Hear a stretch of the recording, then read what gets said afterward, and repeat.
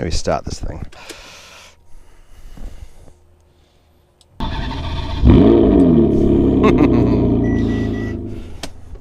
Handbrake off. We'll put this in girl mode.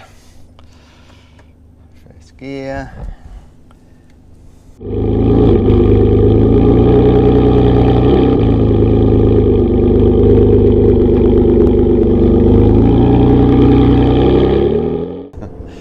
Have I ever told you guys how much I hate driving Ferraris? It's true. It doesn't matter which model it is, it irritates me because they are so much better than my Porsche 911 to drive. Every time I drive a Ferrari, I go, this is so awesome. Makes my poor little 911 feel like a Camry, the 4-cylinder model. So this is a bit of a dual purpose video actually. I wanted to introduce you to the Black Horse Garage, which is just a few miles north of where I live. They do everything. They fix cars, they restore cars, they store cars, they sell cars, and it's just an Aladdin's cave of awesome cars. I am blown away every time I go there. So I'm going to be working with them a little bit in the future, reviewing some of their cars and making some fun videos with them. And I'll do an interview with the owner soon. But to kick things off, I wanted to drive their 599 today. And apologies, I didn't bring a gorilla. I know, I am the worst gorilla father in the world, because I actually picked William up, put him in the garage, ready to put in the car to bring to this review, and he's actually sitting in the middle of the garage. Poor little guy.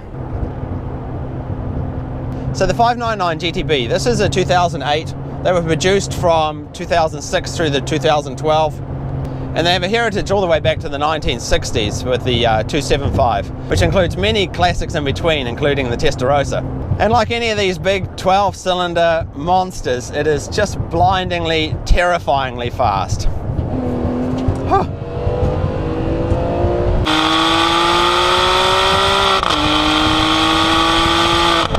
And the 599s are starting to come down in price. You can get them anywhere between $150,000 to $200,000 depending on configuration, mileage and so forth. So pretty reasonable for a modern supercar. But it is a 100% driver focused car. And so you get far fewer toys and luxuries than you would say in an equivalent Porsche. A Porsche is a much easier car to own day to day, and it's still a great sports car. It's just a Ferrari is a whole nother level. And the 955 is a whole nother level of performance as well. This thing, 600 horsepower, is just blindingly fast. And that's actually one of the reasons why I like older Ferraris. Modern Ferraris are almost too fast for me. I know. You can never have too much power in a supercar, and I can understand that, but there's just so few places that you can use that power. You know, the older Ferraris, you can really open them up, but there's a lot to be said for being able to do 200 miles an hour in a modern supercar. And that's what driving a Ferrari is all about. You're just bombarded with sensations. Not just the noise, but everywhere you go, there's people putting their thumbs up and going, go, go, go. There's a Nissan Maxima trying to race me right now. But yeah, it's an incredible sensation. It's the noise, it's the feel through the steering and through the pedals and up through your ass. The vibrations and sounds of that big V12 are transmitted into the cabin here. Let me pop it into manual mode for a moment here, and we'll pass my 911 again.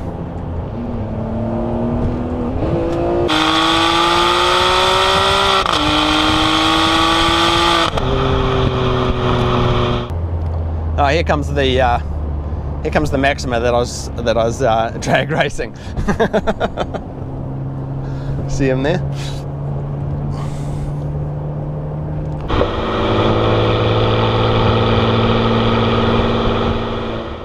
But once you get off the highway and you're into the back streets, that's where things get a little bit more clunky, especially with this F1 gearbox.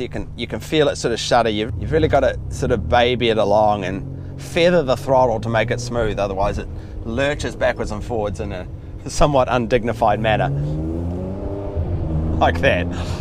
And interestingly, most 599s have the automatic F1 gearbox. I think only 30 had the manual transmission, which is a shame because we love the manual transmission, but I think a lot of people worry that they won't be able to sell their cars if they have the manual transmission.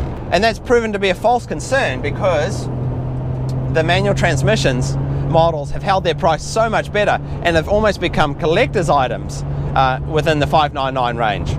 So we'll take this car back to the garage for a look around the inside, but I think before we do that, I think it's only fair the last thing we do is a quick drag race against my Porsche 911 to show you how much faster a supercar is to a regular sports car. So John's driving my car. Okay, you all set? 3, 2, 1, go! Oh, I'm having trouble with traction. There we go.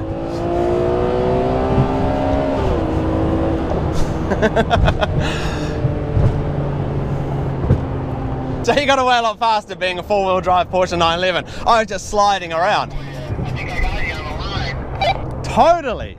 I was just sliding around, too much power. It's an incredible machine, this thing.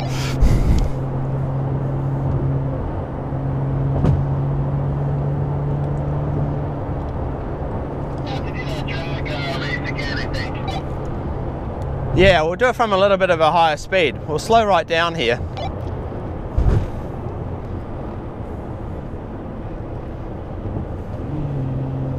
Okay, you ready? 3, 2, 1, go!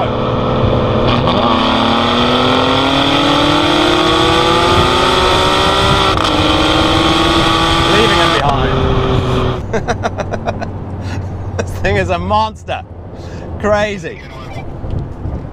Yeah, that was much better. I didn't lose any traction that time. It's such a shame William's not here. As gorillas go, William is a huge Ferrari fan.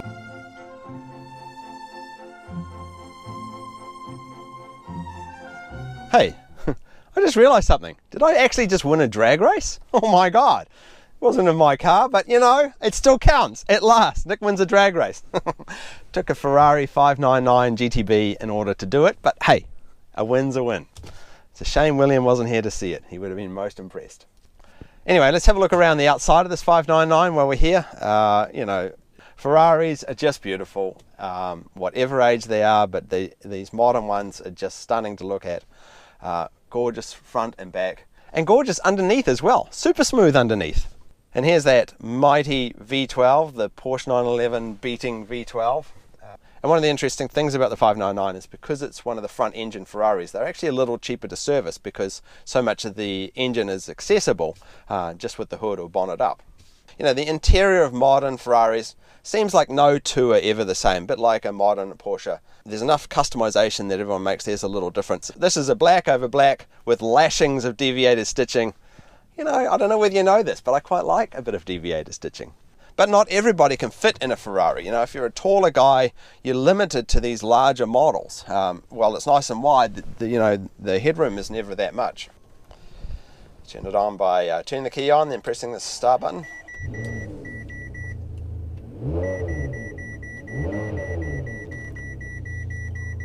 And we get a lot of beeping and carrying on. This is a 10-year-old car, but you really wouldn't know it. It's very similar inside to the more modern ones. You get the horn button on the wheel, which is cool.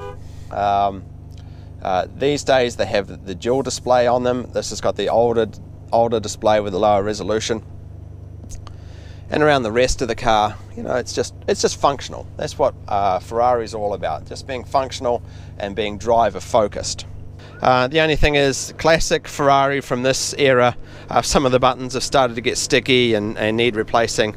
You can hardly tell what these do anymore, lock and unlock the doors, and you know, they're just, you know, it's this is what happened to a lot of Ferraris of this era. There's always some little thing. But of course I want to wind up by saying thank you to the Black Horse Garage for letting me drive this car today. They've actually got this car for sale if you're interested. I'll put the link in the description below, and I'll be doing a lot more videos with them hopefully in the future, because they're a great bunch of guys with great services and most importantly some very interesting cars. Anyway, thanks everyone for watching, and I'll see you in the next one. Bye then.